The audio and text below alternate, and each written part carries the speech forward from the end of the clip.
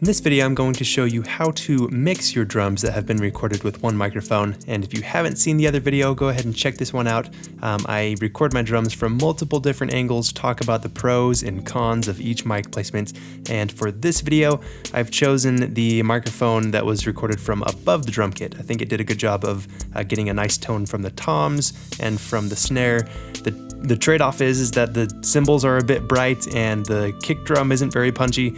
You're not ever really going to get a perfect recording if you're just using one microphone for your drums, but that's the one that I'm going with. And again, let's dive into the software here and see how we can touch it up and make it sound better. So let's hear that recording again, and then I will show you what it sounds like with effects applied. But first, just the normal recording.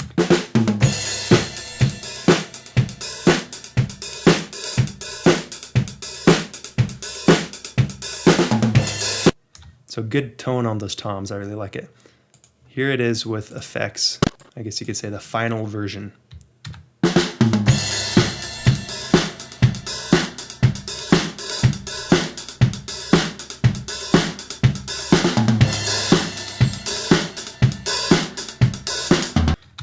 Notice the cymbals aren't as harsh in this version. The snare isn't as loud. It's almost like fatter of a snare sound. So I've applied three very basic effects: parametric equalizer, or just EQ, equalization, there's a few names for it, compression, and specifically I'm using a multi-band compressor, and then reverb. Now this is just one way to do it, and at the end of the video I will show you a totally different way to mix your drums.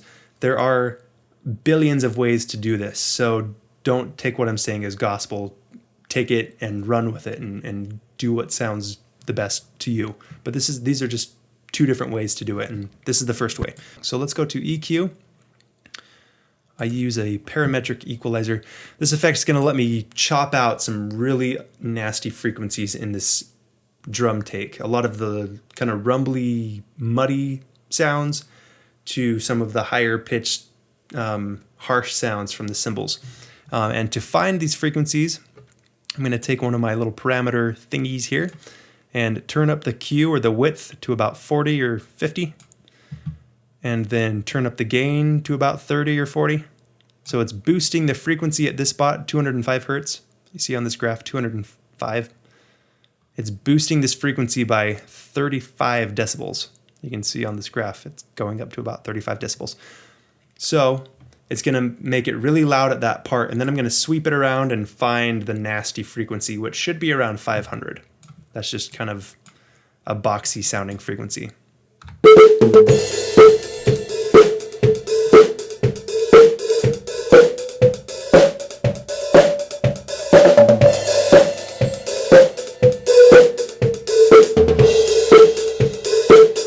That's a nasty one, so let's cut it there. So then I turn down the gain. We'll go down 12 decibels or so, and I can make the Q a little bit smaller so that it affects a wider range of frequencies. See how this gets wider as I make the Q a smaller number? And then if I make the Q big. So yeah, we're going to chop it out about there.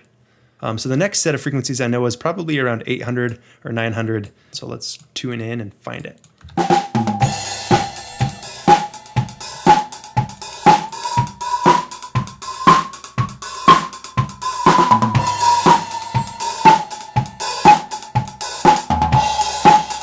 There's a lot, when that snare hits, you can hear there's like a lot of bite. So let's remove that. Probably closer to 3000 should be another unwanted frequency.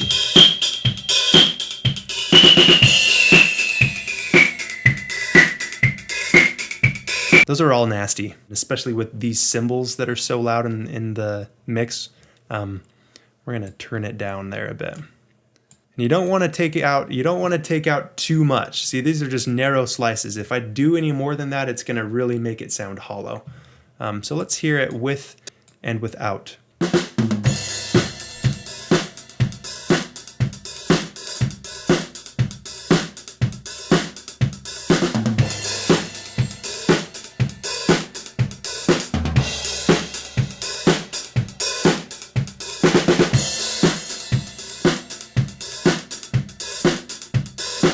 You can tell, like, those frequencies where we boosted it, the kind of those nasty sounds, they come back in when I take EQ off. So EQ is helping out a ton. Okay, so here's what it would sound like if I took out too much, just so you know what I'm talking about.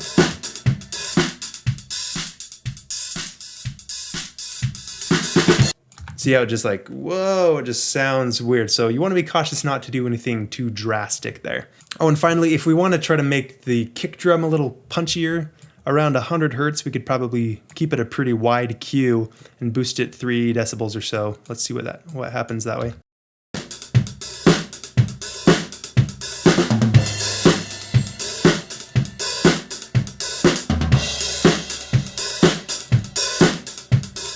Yeah, it's adding just a little bit more punch. Now, compression, I'm going to use a multi-band compressor, and this is just going to limit the volume of certain slices. So if you remember EQ, there was that graph with all those different areas of frequencies.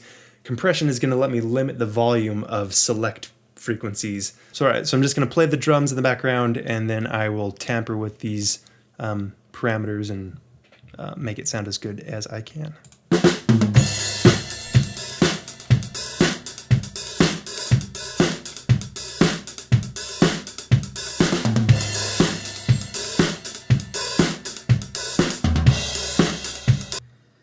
All right, so now let's hear it with and without multi-band compressor on. So here's with.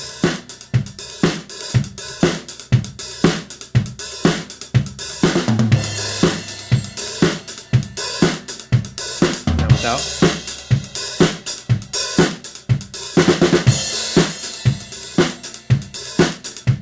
Now with.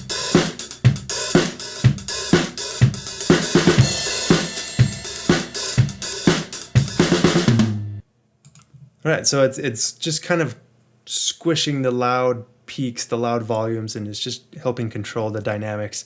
And the nice thing about multi-band compression is I can choose to compress certain slices of frequencies with their own individual parameters. If you don't have a multi-band compressor, that's fine. You can just use a regular compressor. So that's the compression, and then I just throw a little bit of reverb on there for my final touch.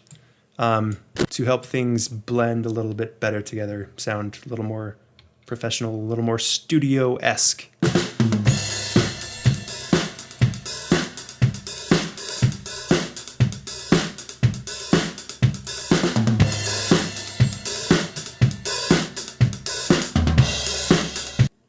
So here it is with reverb and then without it. So with reverb.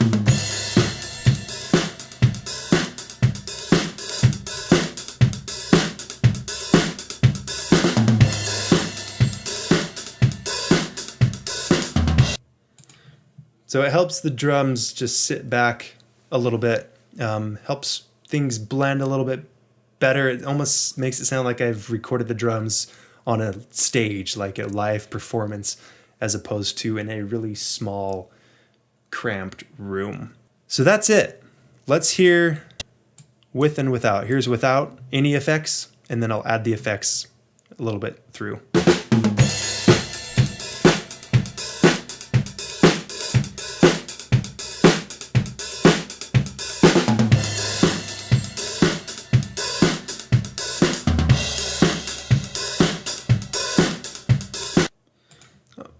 Fantastic. Now the second way that you could possibly mix your drums, much more simple. You're going to have 2 copies. You're going to make 2 copies of your recording. One copy, you are going to heavily compress it so that it brings out a really, really thick, fat tone that sounds very unnatural and is not something that you would want to hear just by itself. And then you're going to have the normal recording where you really haven't applied. I think I'll apply EQ and maybe a little bit of reverb to it, but I won't do any compression to it. And then I will balance the volumes of these 2 tracks and get the best of both worlds. I'll get just the really present sound of the normal recording and the really punchy sound of the recording with all the compression on it. Here we have 2 identical tracks. 1, 2. Identical takes, just one on top of the other. And to one of them, in fact, let's mute the one and let's put some compression on the other. I'll use this compressor. I'm just gonna play it and then start compressing the heck out of it, and then you'll hear what I'm talking about.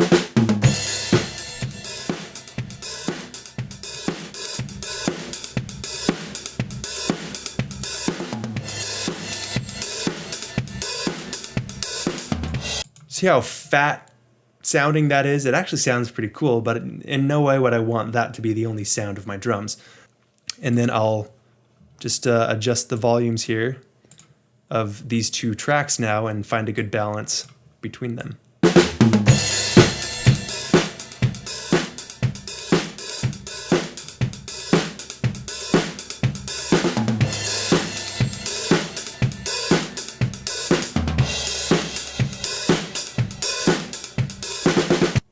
And obviously I would want to do that same EQ that I did for that other way to mix it. I would do the same EQ here. So those are just two very basic ways to mix your drum recordings that were recorded with one microphone. There's a billion other ways to do it, and that's it.